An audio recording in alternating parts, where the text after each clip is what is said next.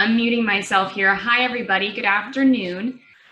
So I wanted to start by saying I have 3 small children who are not at school. My husband's watching them in the other room. So if you hear some voices and yelling in the distance, everyone is okay. And they're just going through their school program, which can be pretty loud. So first of all, thank you for coming. I think that it's really important that, especially in today's climate when everything seems to be changing nearly hourly, that everybody stays informed about what's going on, what's happening in the state, what's happening in our industry in particular, and how do we best handle these new orders and rules that are coming down very quickly and not always comprehensively from different government bodies. So what I wanted to do to start was give a brief background of kind of where we've been in the last week legally and where we may be headed, and what kind of practices that you can use within your own business in order to navigate today's time. So I'm not going to talk about much about the health concerns or CDC recommendations. That's not my area of expertise, and I would recommend that you review all of those sites and all of those guidelines. If you have questions about your health or someone else's health around you, please, I urge you to go visit the CDC's website. They have a lot of great resources on there. So from a real estate perspective, where do we start? I think the best place to start is on Thursday of last week.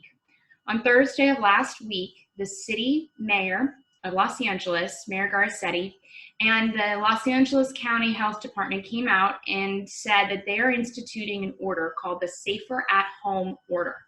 What did that mean? What that was a series of businesses that they deemed essential, and any business that was not deemed essential, and you'll hear that a lot, an essential business. Any business that was not deemed essential, they said they must work from home. They must shutter their doors, close the businesses, and work from home. And if you were unable to work from home, they understood that meant that you would no longer be working at the time, which is why we have recently seen unemployment skyrocket. So that was the Safer at Home order came out on Thursday. And as soon as the mayor and the county stopped talking, Governor Newsom came on and issued an executive order on a state level that's called the Stay at Home order. So safer at home, stay at home. Sounds really similar, but they're actually very different. And the distinction is important to understand the climate that we're operating in today. The Safer at Home order is one that was issued by the city, which is more restrictive, and by the county, which is a little less restrictive than the city of Los Angeles. The Stay at Home order, meaning don't go anywhere, is the state's order from Governor Newsom. And if you can remember back to your high school civics class, the state trumps the county, which trumps the city. So we have to go with whatever the state has ordered because it is the higher level of government. So on Thursday, the state came out and said, there's an executive order, stay at home. And we are following, this is what Governor Newsom's order says, we are following the federal guidelines for the 16 essential businesses that are exempt from the state's order. If you go and look at those 16 federal guidelines, they're very limited. Very, very limited. And real estate sales is not one of them. It was supposed to go into effect at midnight on Thursday. Friday rolls around after I think the governor got a lot of heat for not having specific details in his order, and there was a revision that came through. And in that revision, one of the things that it called out was title, insurance, and settlement services, or we in Southern California know that as escrow, are deemed essential businesses, because under the federal mandate, as we were under on Thursday for essential businesses, it wasn't clear. So Friday they came out and they clarified settlement services, escrow, title, insurance are all deemed essential businesses and they can continue to operate. Now remember, even if something is an essential business, they're still required to take the safety precautions of 6 feet apart, working from home whenever possible, and a number of other precautions in order to try and stay as safe as possible. Some of the other essential businesses that we've heard, groceries, pharmacies, construction on Friday was very clearly carved out as an essential business under the governor's revised orders. So where does that leave us with the county and the state? I'm sorry, the county and the city. The county's order has a provision, the County of Los Angeles, that says something to the effect of, and I should have opened it on my computer, but I'm going to paraphrase instead from memory. It says something to the effect of one essential business is the recording and closing of real estate and commercial transactions and anything incidental thereto.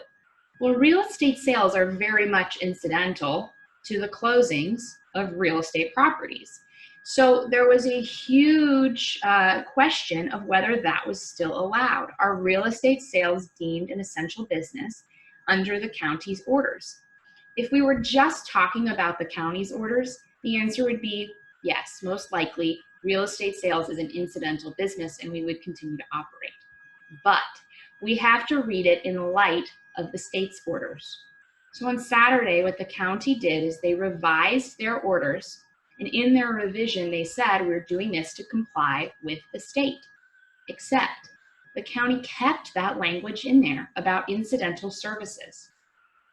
Made lawyers very confused. The county seemed to read into the state order that real estate sales were permitted. But after a lot of looking at it, discussion with a lot of legal counsel, including the counsel over at CAR, it's really clear that there is nothing in the state's order that enables us to read into it that real estate is deemed an essential service. What do I mean by that?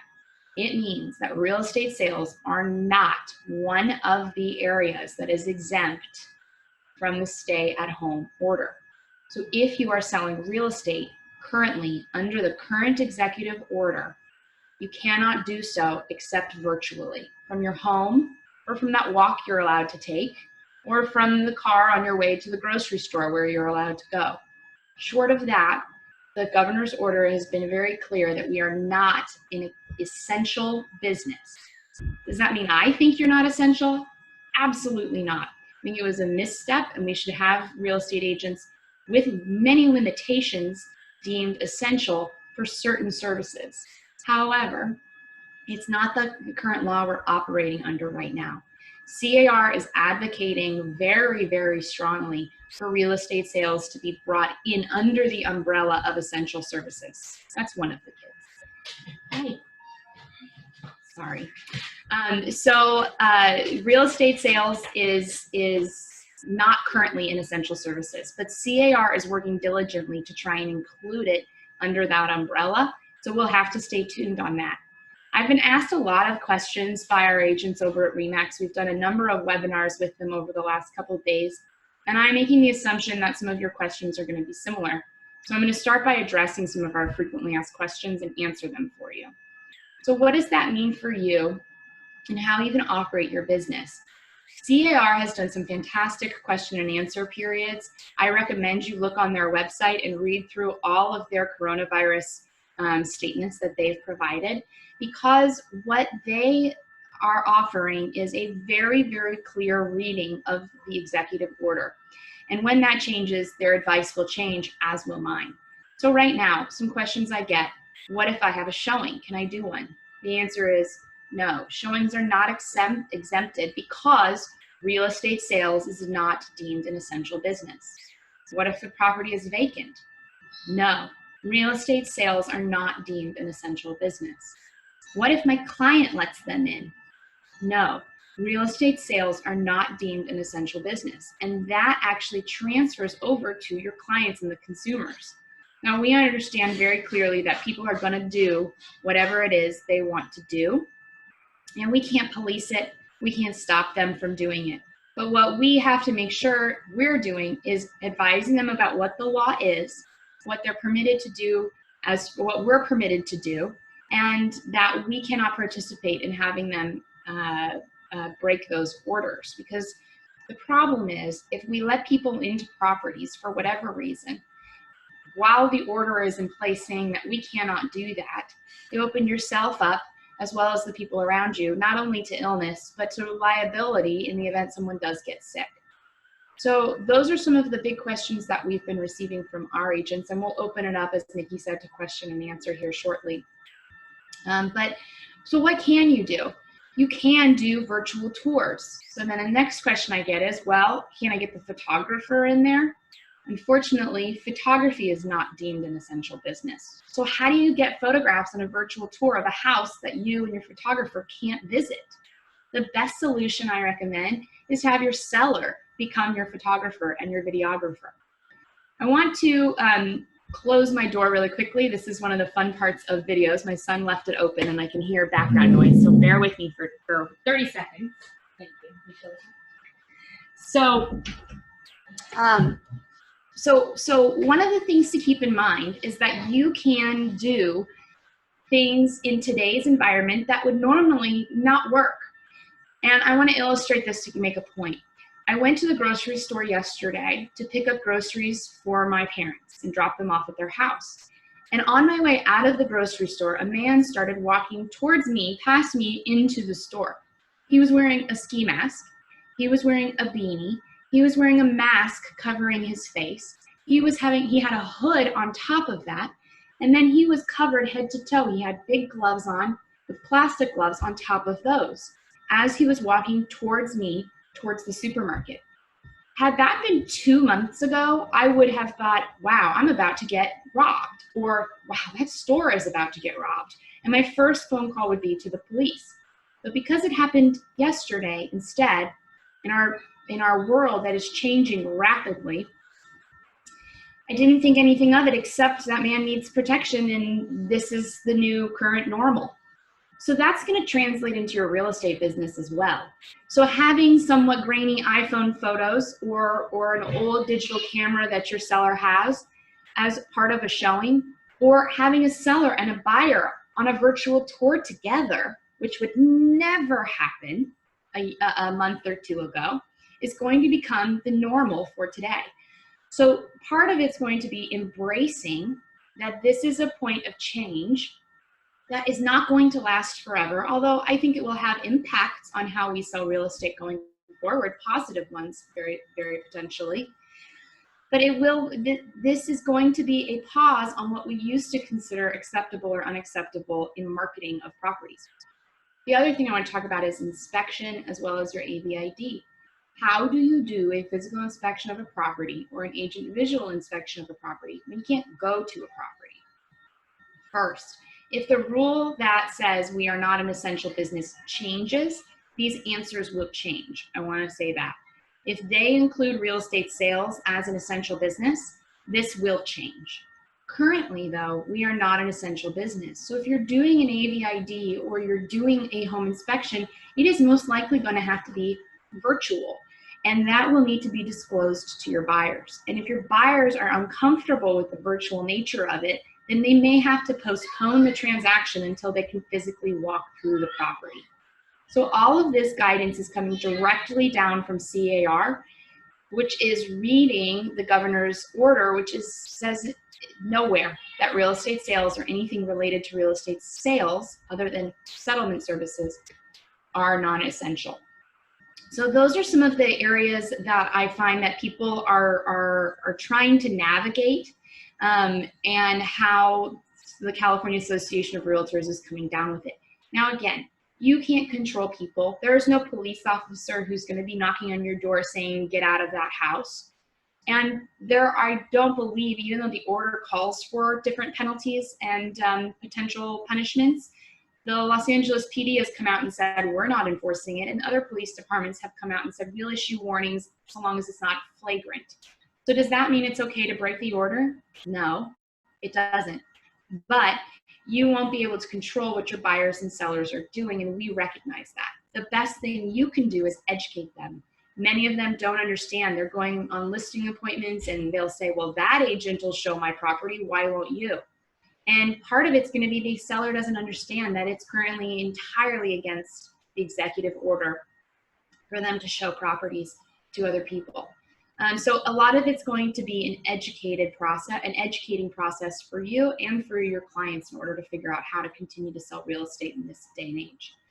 Again, this is temporary. We think the governor's orders will be lifted within a month, maybe 2 months, but we don't know for sure. And anyone who says that they do know is making it up. So the The other things I want to discuss are some of the CRMLS changes, and what we will go back. I'm not going to spend a lot of time on the CRMLS because I don't want to turn this into a whole MLS process. But if you have not looked at it, the CRMLS sent out an email showing that they've changed their hold status. Hold now can be on there for longer. It needs a valid listing contract. No offers can be accepted, and clearly no showings.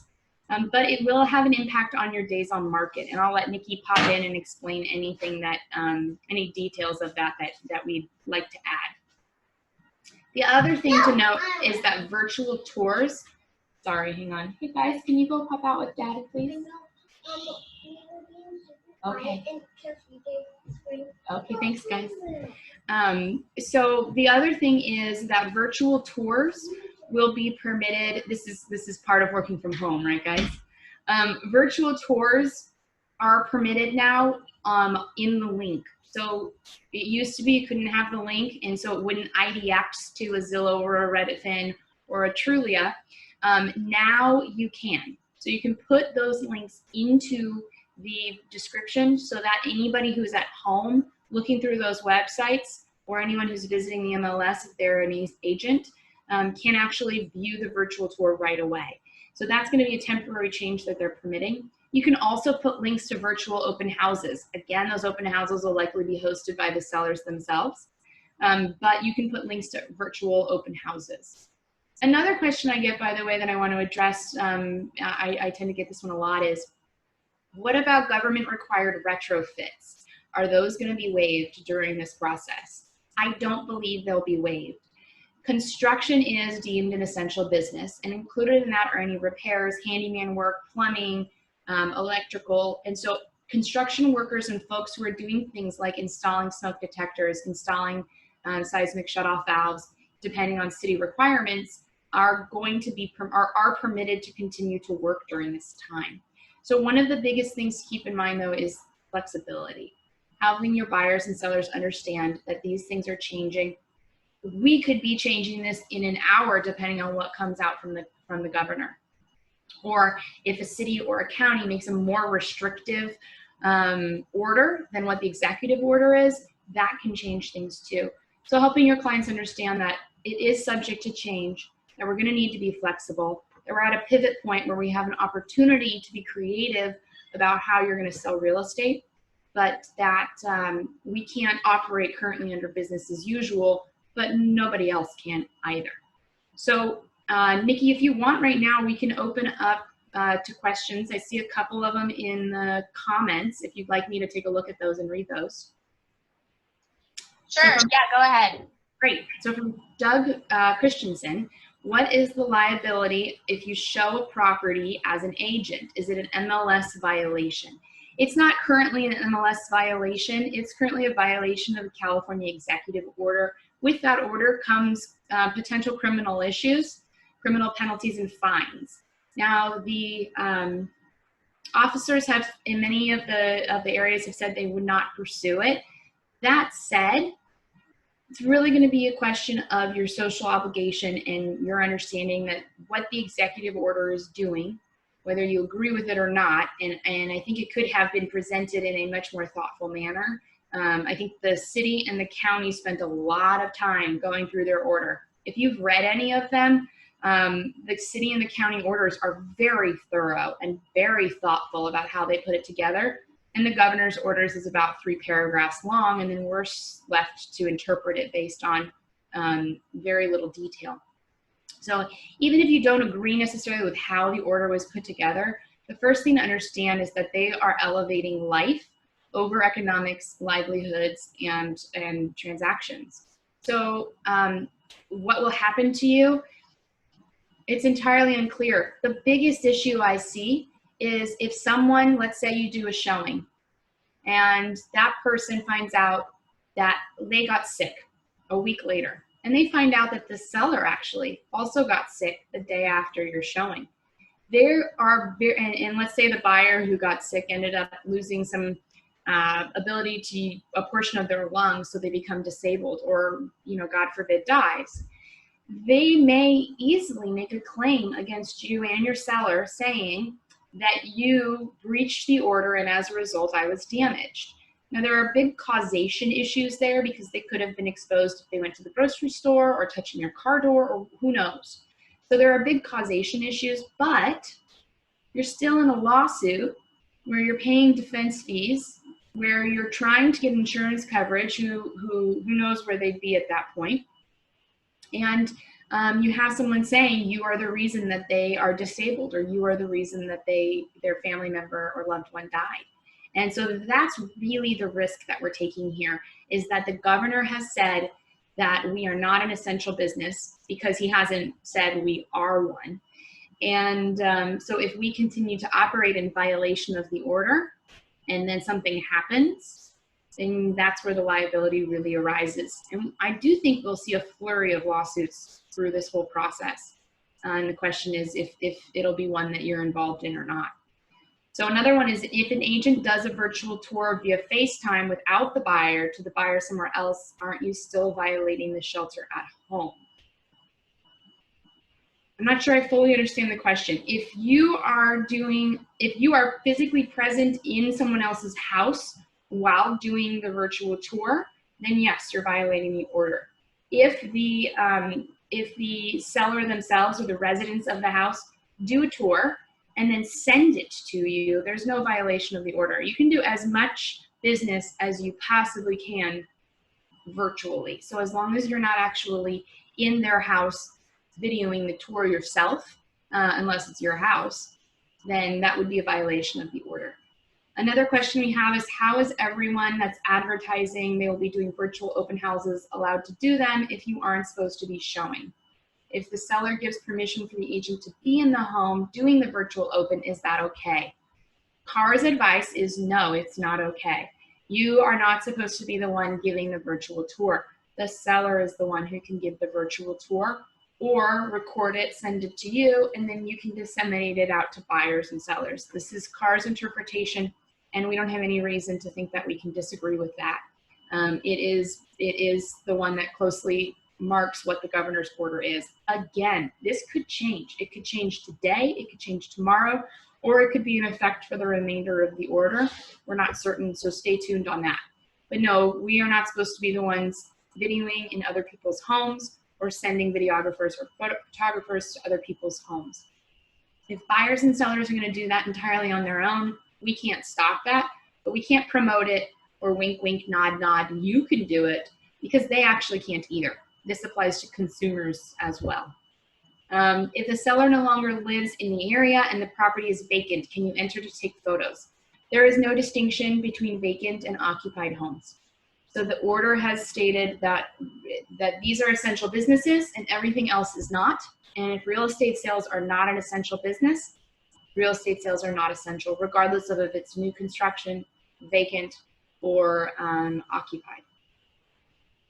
Isn't there liability with these virtual opens in that the agent could essentially be the one that exposes to sellers to COVID? Again, that goes back to the agent is not the one who is supposed to be doing the virtual open. The seller, the person who lives in the property, the resident, the people who are there already are the ones who can provide the virtual tours and photographs. So please do not mistake at all what I'm saying. This does not permit you to go into someone else's home and provide a tour or take photos.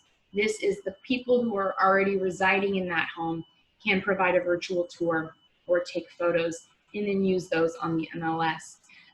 Again, this is based on Governor Newsom's orders. It is very difficult to give this advice because I know it's not what any of us, myself included, want to hear, but it is what we understand is the law today. And again, that may change. I have also received questions about the constitutionality of the executive order, and that is in question. There are folks who are there's going to be a flurry of lawsuits against the state as a result for potential violations of constitutional rights. We have the right to gather and assemble, and if the government can abridge those rights, they can suspend some of our rights, but they have to do so in a specific manner. And they have to make sure that it's all very strictly related to the goal that they're trying to accomplish. So are there potential constitutional issues? absolutely. The courts will give pretty broad emergency power to the state when it deals with health, safety, and welfare, which is what all of this is dealing with. So we'd have to stay tuned on that. But does that change what we can and cannot do today? It does not. So another one, an inspector said inspectors are considered essential. Is that true? Okay, so this is where it's really important to understand that confusion that occurred between the state order and the county order. So under the county order, inspections are essential, and real estate sales, because we are incidental, are essential. However, the state order does not specifically deem inspections and real estate sales as essential.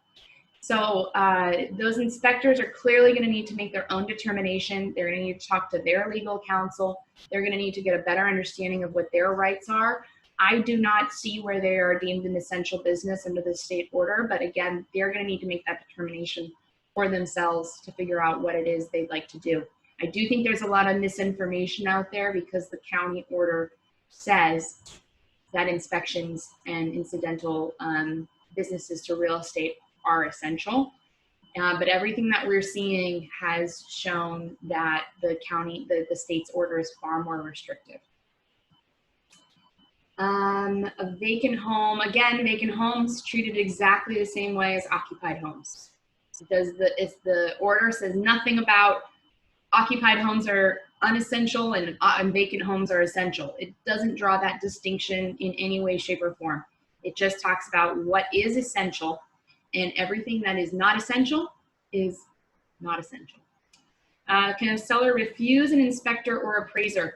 Seller, that's a great question. Sellers are absolutely refusing to allow people in their home, and it is nearly impossible to see a judge or jury or anybody who is going to fault that seller for that decision.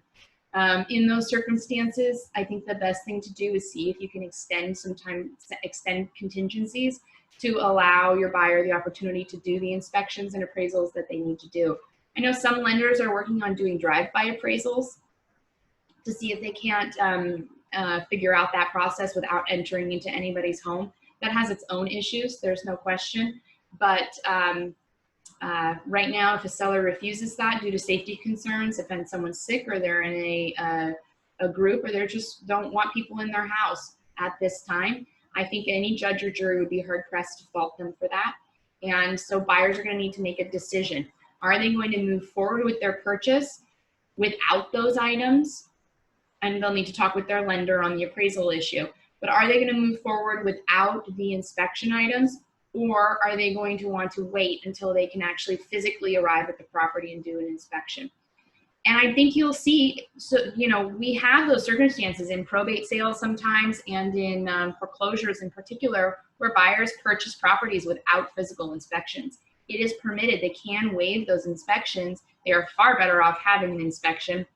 We need to advise them to have an inspection. But if they decide, if they make the educated decision to forego an inspection and purchase the property anyway, they can do that. You need to put the proper paperwork in place and have the proper conversations with them about it. But they can do that. And I do recognize that prices reflect that uncertainty. Sometimes prices will drop in order to allow a buyer to feel more comfortable, which is why often at foreclosure sales you get a better deal than you would on the open market where there are tours of the interior. So that's going to be a consideration through all of this. I see more questions coming in. I'll make sure to get to those as well. So really, if you have a buyer and you can't get it inspected and nobody will accept a virtual inspection, meaning a buyer is not interested in that, then the buyer needs to make a decision. Do they want to move forward with the purchase without the inspection, potentially negotiate on price if the price doesn't reflect that? Or does the buyer want to extend out contingencies and wait? Again, so much of this is going to be, what is the seller willing to do? What is the buyer willing to do? And how is it going to be negotiated?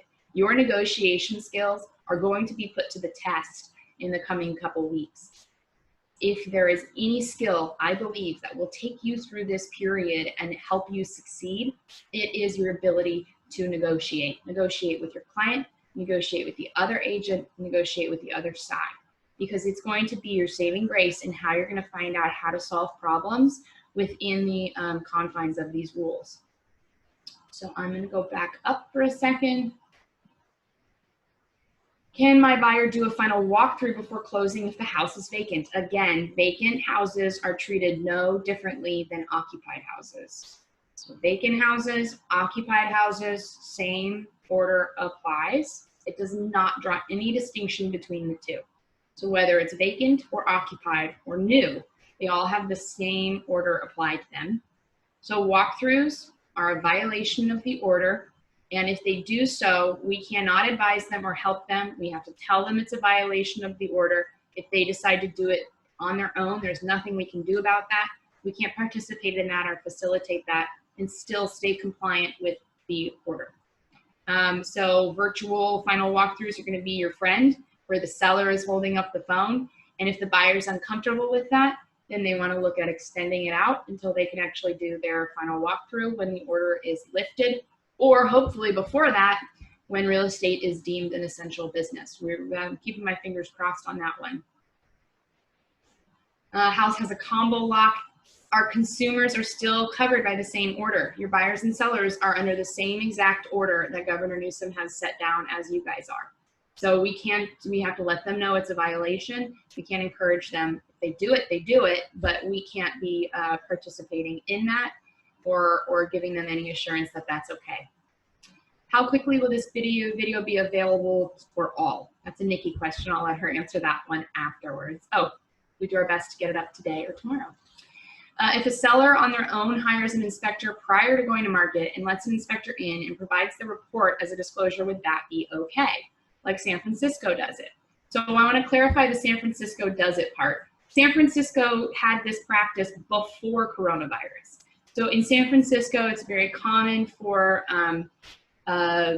sellers to do all of the home inspections, title reports, do all their TDS, SPQ, everything before you even go to market oftentimes, but definitely before you accept an offer. And what they do up in San Francisco usually is they provide all of that information to a buyer before an offer is ever accepted, and it increases the offers becoming in non-contingent or with very, very short contingency periods to just allow the buyers to walk through and verify a couple of things. So when we say San Francisco does it, I want to clarify that that's what they did. I don't believe that's what they're necessarily doing now that coronavirus has impacted how we're selling real estate. So if the seller on their own hires an inspector prior to going market, is that okay? The answer is that's still a violation of the order because our sellers and our buyers are bound by the same order that we are bound by. The order does not accept people who are selling their homes. Again, we're trying really hard to change that, but that's what it is currently. Now, if they do that, there's not much you can do about it, and you're going to provide that inspection over to a buyer. But if you're asking whether it's okay, whether it's exempt from the order, the answer is no, it's not. It's not an exemption. Let's see. Okay, so another question. A brokerage is taking the cease order as a should not. As long as we practice safe social distancing and get approval in writing to show the home, we can. Meanwhile, this agent who's asking the question has a buyer who's interested in a property, and this agent is showing it to other people, and it puts you at a disadvantage because they're not offering virtual showings. Absolutely. There are brokerages and agents in the communities that are violating this order. Part of it is there is a host of misinformation out there. So I have had the luxury of being able to get in touch directly with counsel with attorneys who work at the California Association of Realtors. I've had the advantage of being able to talk to 4 or 5 very, very astute real estate attorneys who work exclusively in the residential real estate business and who have a really great understanding of all of the issues at play here. So there are a lot of brokerages who are not operating under those same, with that same information. So what do you do if someone is saying, no, you just shouldn't do that? The first is you can approach their broker. I think that if people aren't following or agents are continuing to do showings, you can notify their broker that they're violating the order. I think when people hear that more and more, especially brokers, you're violating it, this is not proper, your folks aren't doing things correctly, it may make them go seek the advice and seek the counsel that they need to seek in order to understand that this is not a should, this is not necessarily a guideline, it's an order. And until it changes, it's an order. So my recommendation would be to reach out to that agent, to reach out to the broker, and make sure that they understand where the order lies down. What happens if an agent is caught violating the order? That's a great question. Probably right now, nothing. Like I said, there are criminal penalties that they've put in place as well as fines, but most people are not enforcing it. I think there is some minor jail time and a fee of sorts, but the police officers have come out and largely said, if you're not congregating in large groups, we're not going to do much about it. In part because they've got other bigger fish to fry than one person walking into a house in violation of the executive order. There's currently no avenue for ethics violations or CAR violations to my knowledge, in part because you have to remember this is happening in real time. And those kinds of rules, those kinds of policies have to take a long time to sort out. And unlike the state government, CRMLS and CAR don't have an executive power to just boom, put in place fines and ethics violations for its agents in the same type of speed with the same uncertainty as the state government has done. So nothing is going to necessarily happen. The biggest problem we have is the liability that it might create after the fact. If someone gets sick or claims that they got sick as a result of the showing. The other thing too to keep in mind as these trends happen, I'm receiving notices from many other brokerages, Keller Williams, Berkshire Hathaway. I know we've been in touch with Sotheby's in the area, Compass.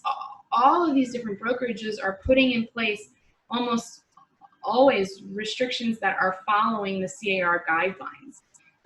And so people who are not following those CAR guidelines are going to become more of the anomaly than the rule.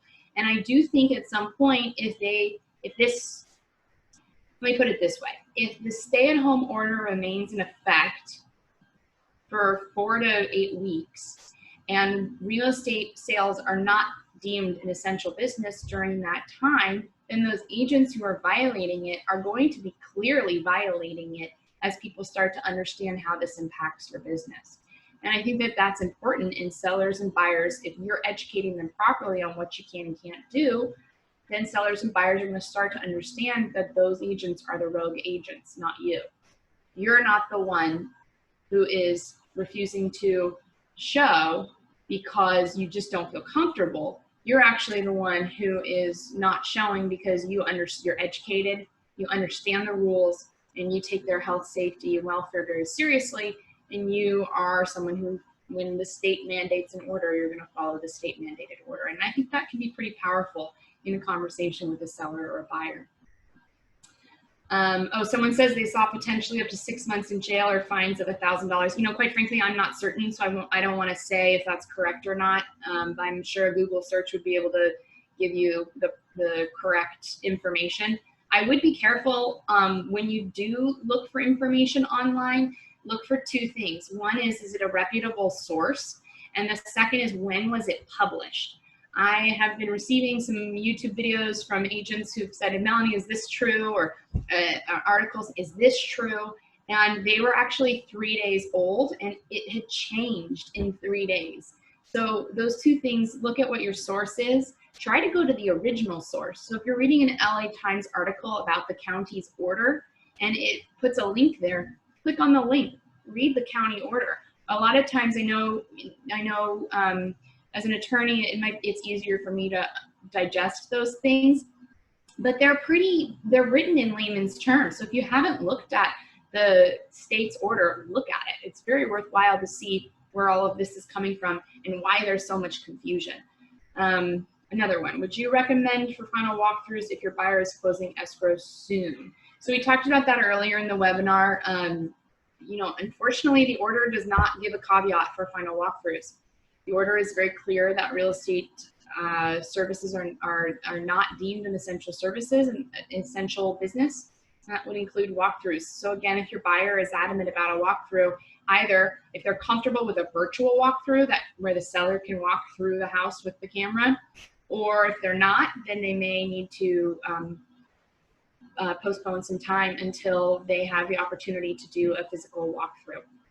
So those are really the hot ticket items. Again, all of this is coming down from the governor of California, and CAR is doing, I think, a good job of interpreting it and advocating and lobbying for a change in order to deem you guys an essential business. Even if they do deem it an essential business, there will be restrictions in place. You're not going to be able to have open houses, brokers opens, caravans, and we still are going to need to be very smart about all of this. But, you know, if people are taking precautions, it should be something that can continue to at least have some of the fabric of our economy stay intact. But it's not the case right now. So right now, again, real estate sales and everything real estate sales related other than title, insurance, escrow are not on the list of essential services from the governor's office. Something you can do, by the way, is get in touch with the governor. Have your buyers and sellers get in touch with the governor's office. Make it very well known that this is impacting people's livelihood, their ability to have housing, their ability to have food and comfort. Less comfort, actually, don't mention comfort. But it really is affecting the housing crisis in California, and that is a hot button issue for this governor, is the housing crisis. So if you can get in touch with the governor's office, with your Congress and your representative constituents, the more our voice is loud. CAR's voice is very loud, but the more voices that can be heard, the more difficult it is to ignore them. So can you let a home inspector in? And if so, and the home inspector contracts COVID, should your brokerage be liable? We talked about that earlier in the webinar. Home inspectors are not allowed, you are not supposed to, under the order, visit the property. And home inspectors under the state order, they have to make their own determination of whether they can do it or not, but I don't see them being exempted. If your buyer needs an inspection, then they can either have a virtual one set up by the seller, or you may need to put in contingencies into your agreement that allow for time to wait until the emergency order is lifted and then do an inspection. Something that's interesting for those who follow this fight kind of between the state and the county's orders is if the state order lifts, but the county order is still in place in its current form, then real estate sales would be an essential business because the county seems to allow it, the state does not. And because we go back to our civics class in high school, we got to follow the state. And then from there, we follow the most strict. Absolutely, if you let people in and they contract coronavirus as a result, your brokerage could be liable. Even if they contracted it when they went to the grocery store later, but they claim that they contracted it because you let them into a house or came in to do a virtual tour or whatever. Even if they claim it, you would be left defending that lawsuit, which would be a very lengthy and expensive and difficult lawsuit. Providing access, same thing. The order does not say that you can't sell real estate, but you can provide access. It doesn't say that. It just says real estate sales are not, it just says nothing. It says you're not an essential business. Can a seller hire a moving company to take furnishings out of the property? I am not aware of moving companies being an essential business, but that's something that the moving company will need to determine whether they find themselves under this scenario of essential business. I haven't looked at all industries. I have been focused on real estate sales. So moving companies, I don't know if they fit separately into a transportation, cargo, courier type service. I don't know that for sure. The moving companies are going to need to talk with their attorneys and figure out what they are and are not permitted to do. I saw someone say thank you. You're very welcome. Any other questions?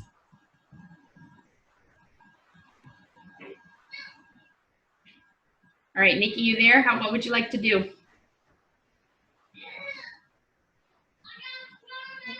I think we have one more, Melanie.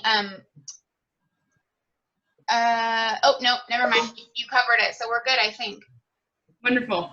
Well, I hope, I know that this is a very, to say it's a difficult time is the understatement of the year. This is, if we are physically healthy, I feel very blessed for you and your family. And financially, this is going to be very impactful.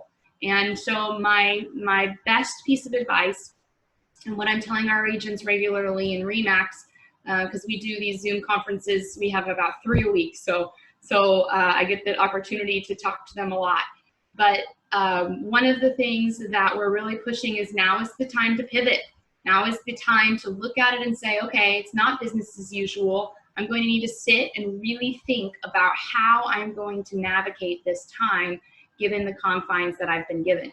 So what are you going to do to put your business on social media, to make yourself more accessible to your clients, to stay updated on legal issues, to really use the resources that your brokerages are providing to not only make it through this period of time, but really to thrive. So I think that challenge to you guys is, and it's a great one, is to stop, really look at your business, look at your relationships, look at how you're selling real estate, and see what you can do to navigate through this for